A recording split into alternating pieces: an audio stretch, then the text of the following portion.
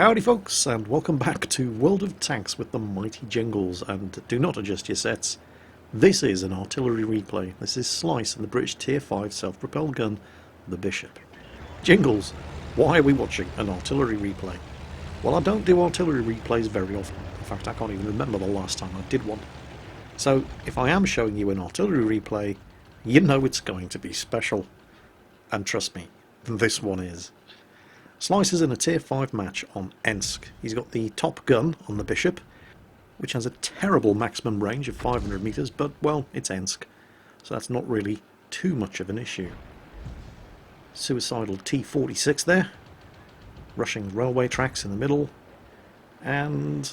oh, are we going to get a kill steal? Are we going to get a kill steal? We're going to get a kill steal. There's Slice's first kill. Next up, an A-20. The A-20 runs face first into a Hetzer. He fires and misses. And the Hetzer, from point blank range, also fires and misses. Slice holds his fire, makes sure he's not going to hit the friendly, unleashes hell, and one-shots the A-20, which is kind of nice. Next, OI experimental? No, don't think so. Far too hard a target. There are much softer targets like this Panzer IV-H and the L-60. Fires, kills the L-60. Does no damage to the Panzer IV-H. That is going to come back and bite him in the arse later on. But still, plenty of targets to kill. So far he's the only person on his team who's killed anything. He's on 3 kills, he's looking for 4. And there's a Chinook on full health. Now the Chinook has 480 health. And this gun on the Bishop does 450 average damage. Shots out.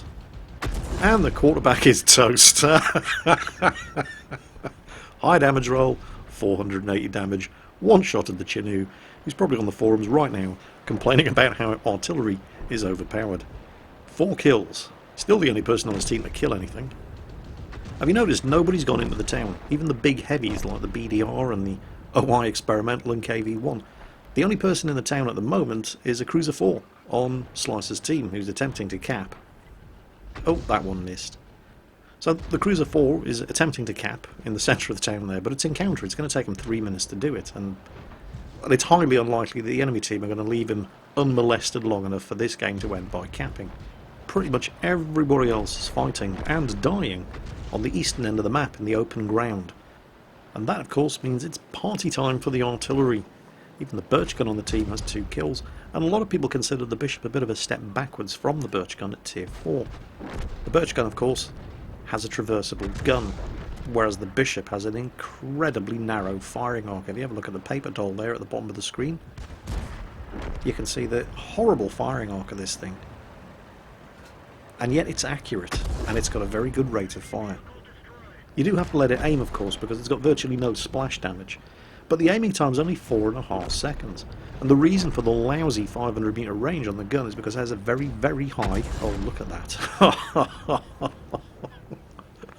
A very high ballistic arc. So you can hit targets on the other side of obstacles with this thing. This match is dead even. 3 tanks left, either team. He's gone for that M42. He's a one-shot kill, but look how tightly he's aimed, and then look at the firing arc. And straight away he has to aim all over again. So he's trying to lead the target there, and nearly, but not quite. And now it's time to go mobile. He's got an S-35CA up there, the old French bathtub of doom. Very nice little tank destroyer. He's about to give that M42 the good news. And now it's 3 against 2. But the bathtub of doom on the enemy team is having an incredibly good game. There he is. And it's 2 on 2. There he is, 174 health, open top tank destroyer. Come on. No. So he's on 174 health. This guy is on around 170 health as well. And if they're both equipped with a 105mm gun, and they should be because it's the best gun on the bathtub of doom, then they're both one-shot kills for each other. The other tank surviving on the enemy team is the Panzer IV-H that Slice failed to kill earlier, and we haven't seen him for quite some time. Now what Slice is doing here, he's not actually going tank destroyer mode. You can do that in the FV304 at Tier 6, you can't really do it in the Bishop at Tier 5. Unless you have to, but it's not something that you do out of choice. Instead, what he's doing is he's manoeuvring to get into a position. So if that SC-35 up front spots something, he's in a position to pop a shell in its hatch. And that's exactly what he's doing here. No idea where the Panzer IV-H is, no idea where the enemy S-35 is. He's definitely fallen back, or they'd have seen him by now. They've already overrun the position where he was last seen, and that means Slice is having to traverse the gun around. And the Bishop doesn't like having to traverse the gun around because it has such an incredibly bad firing arc. He has to go through the whole aiming cycle every time he moves the gun so much as 10 degrees to either side. Where did... Oh, there he is! Sneaky little French bugger. Okay, he couldn't get a shot off, so the friendly bathtub is in cover. He's advancing on him. Come on, Slice. No, didn't let it aim, man. That's not even close. The friendly bathtub is now obviously going to be angling up, and there he is, trying to get the gun pointed at the enemy bathtub of doom, but he's been taken out. Enemy bathtub now on a top gun, but he's not going to stay spotted forever, so Slice has to judge when he's aimed enough to be able to get an accurate shot off while he's still there, and no, close but not close enough. This thing has virtually no splash damage on it, so Slice is now going to have to go tank destroyer mode whether he wants to or not. He does have a couple of things in his favour, however. He has quite a lot of health, 350, and he has pretty good hull armour. This thing's based on the chassis of the Valentine, but his turret is garbage, and if that guy's got the 105mm gun and he loads high explosive, shoots him in the turret, he can do 360 average damage. So he can one-shot Slice. Ah, there he is. Oh, come on, Slice. Oh, he's hit him and critted him, but did he take the gun out? Ah, that would be no.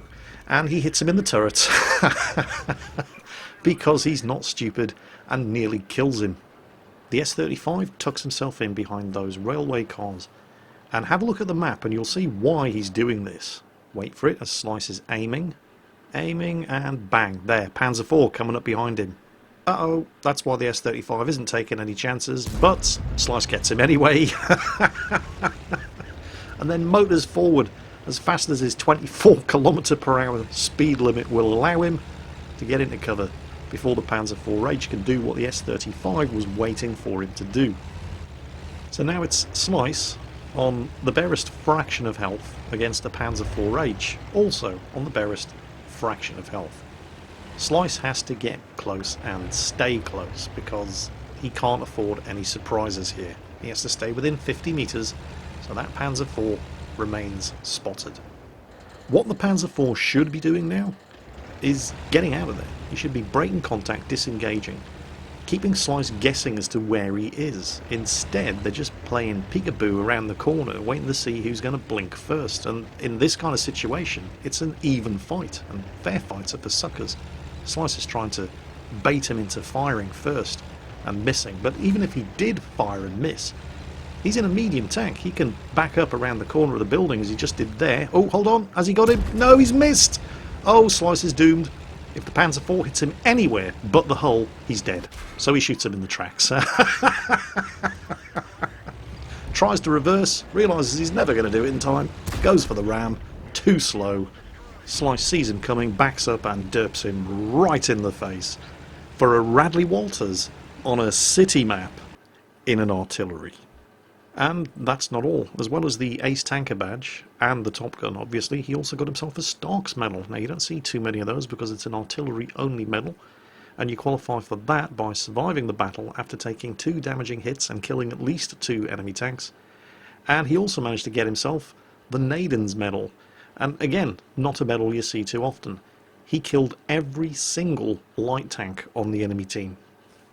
As well as his 8 kills, he was the only person on his team to do more than 1,000 damage and cleared over 1,000 base experience. The old S-35 CAs, however, on both teams, it's a mark of just how good that little machine is. I mean, it looks like a dog's breakfast, but it's a very, very effective little machine. I really enjoyed playing mine. Top on the enemy team, 2nd place on Slice's team. Don't let its looks deceive you. It's a good little tank destroyer. This one's all about Slice and the Bishop, though. I mean, 8 kills, Radley Walters, Stark's medal, Naden's medal, Top Gun, on a city map in artillery. So the next time you're on Himmelsdorf and the artillery on your team all start bitching and threatening to quit because artillery's no good on city maps, just remember this game. Anything's possible in World of Tanks. That's it for today, folks. Hope you enjoyed it. As always, take care, and I'll catch you next time.